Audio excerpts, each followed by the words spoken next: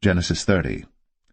And when Rachel saw that she bare Jacob no children, Rachel envied her sister, and said unto Jacob, Give me children, or else I die. And Jacob's anger was kindled against Rachel, and he said, Am I in God's stead, who hath withheld from thee the fruit of the womb? And she said, Behold my maid Bilhah, go in unto her, and she shall bear upon my knees, that I may also have children by her. And she gave him Bilhah her handmaid to wife, and Jacob went in unto her. And Bilhah conceived, and bare Jacob a son. And Rachel said, God hath judged me, and hath also heard my voice, and hath given me a son. Therefore called she his name Dan. And Bilhah, Rachel's maid, conceived again, and bare Jacob a second son. And Rachel said, With great wrestlings have I wrestled with my sister, and I have prevailed. And she called his name Naphtali. When Leah saw that she had left bearing, she took Zilpah her maid, and gave her Jacob to wife. And Zilpah, Leah's maid, bare Jacob a son. And Leah said, A troop cometh. And she called his name Gad. And Zilpah, Leah's maid, bare Jacob a second son.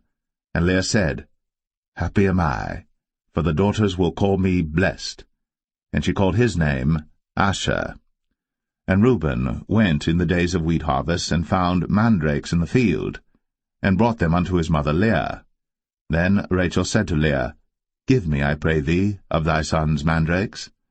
And she said unto her, Is it a small matter that thou hast taken my husband? And wouldst thou take away my son's mandrakes also? And Rachel said, Therefore he shall lie with thee tonight, for thy son's mandrakes. And Jacob came out of the field in the evening, and Leah went out to meet him, and said, Thou must come in unto me, for surely I have hired thee with my son's mandrakes. And he lay with her that night. And God hearkened unto Leah, and she conceived, and bare Jacob the fifth son. And Leah said, God hath given me my hire, because I have given my maiden to my husband. And she called his name Issachar. And Leah conceived again, and bare Jacob the sixth son. And Leah said, God hath endued me with a good dowry. Now will my husband dwell with me, because I have borne him 6 sons.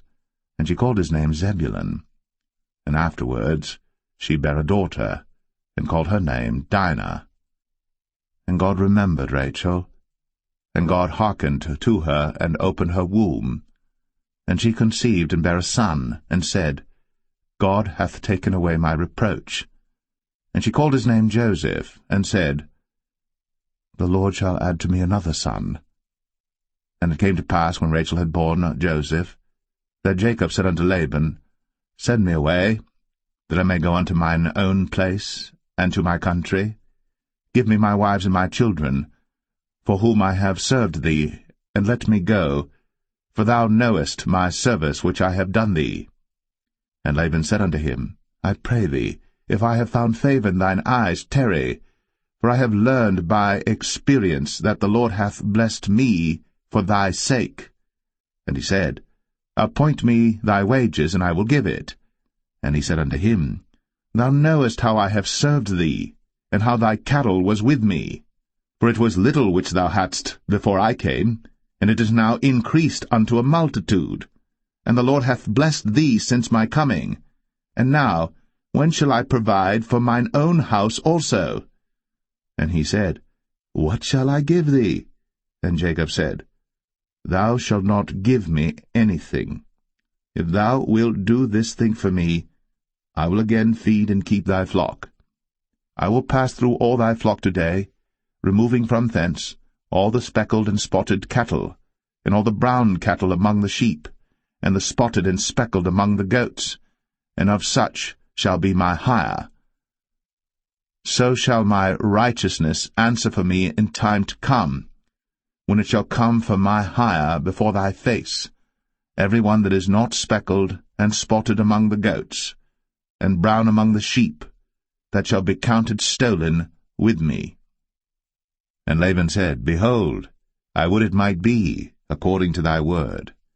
And he removed that day the he-goats that were ring-straked and spotted, and all the she-goats that were speckled and spotted, and every one that had some white in it, and all the brown among the sheep, and gave them into the hand of his sons. And he set 3 days' journey betwixt himself and Jacob fed the rest of Laban's flocks. And Jacob took him rods of green poplar, and of the hazel and chestnut tree, and pilled white strakes in them, and made the white appear which was in the rods. And he set the rods which he had pilled before the flocks in the gutters, in the watering troughs, when the flocks came to drink, that they should conceive when they came to drink. And the flocks conceived before the rods, and brought forth cattle, ring-straked, speckled, and spotted. And Jacob did separate the lambs, and set the faces of the flocks toward the ring-straked, and all the brown in the flock of Laban, and he put his own flocks by themselves, and put them not unto Laban's cattle. And it came to pass, whensoever the stronger cattle did conceive, that Jacob laid the rods before the eyes of the cattle in the gutters, that they might conceive among the rods. But when the cattle were feeble, he put them not in. So the feebler were Laban's, and the stronger Jacob's. And the man increased exceedingly, and had much cattle, and maidservants, and menservants, and camels, and asses.